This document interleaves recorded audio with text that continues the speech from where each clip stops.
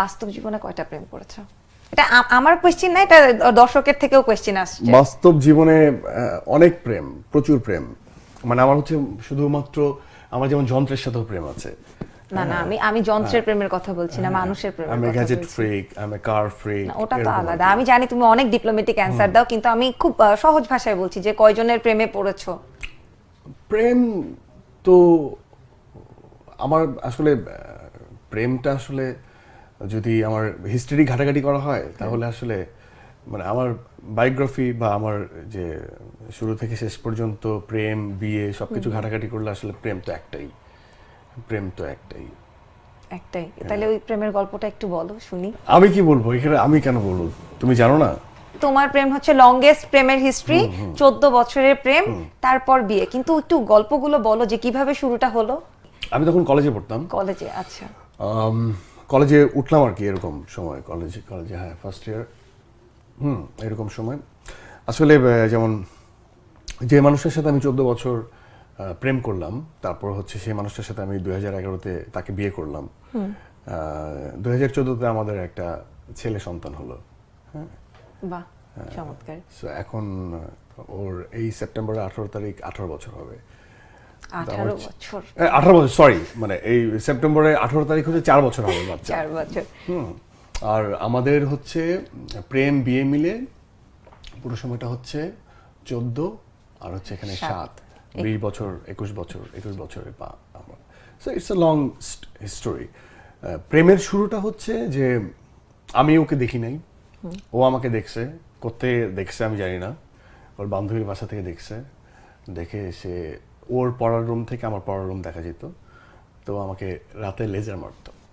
মানে শুরুটা ওই দিক থেকে ছিল। মানে আমি তো তখন কলেজে উঠছি, তো ও তো তখন আরো ছোট, তাই না? ও তখন 6 থেকে 7-এ উঠছে। তো কত পোংটা ছিল, মানে আমি না ও। সে লেজার মারতো আমার রিডিং রুমে, সে লেজার মারতো। লেজার মারার পর তো আমার ছোট বোন হচ্ছে হঠাৎ করে চিৎকার করা শুরু করছে, আমি দেখি নাই। তো আমার ছোট বোন তো অনেক ছোট, ও দেখছে মুভিতে লেজার পরে যখন পড়ার পর শুট করা হয়, সো ও তখন দৌড়ে আসছে যে ভাইয়া তোমাকে শুট করা হবে, তোমাকে গুলি করা হবে। কি হয়েছে? বলে তোমার এখানে লাল একটা আলো পড়ে।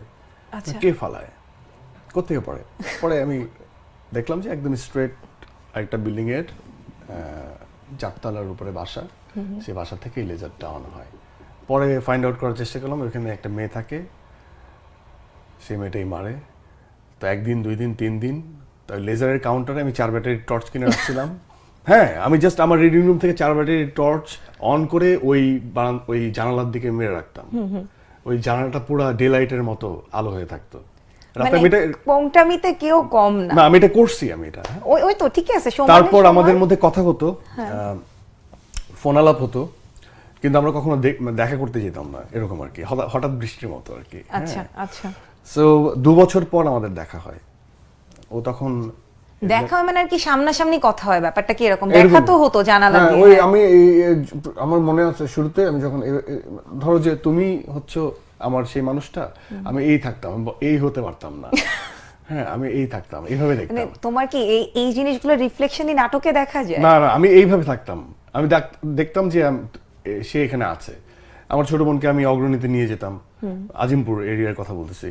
আমি জানতাম যে ও আমার পিছন পিছন হেঁটে হেঁটে আসতেছে, ওরা কথা বলতেছে, ওর বান্ধবীরা কথা বলছে। আমি কিন্তু একবার আমি এইভাবে ঘুরে তাকাতাম না ওর চোখের দিকে।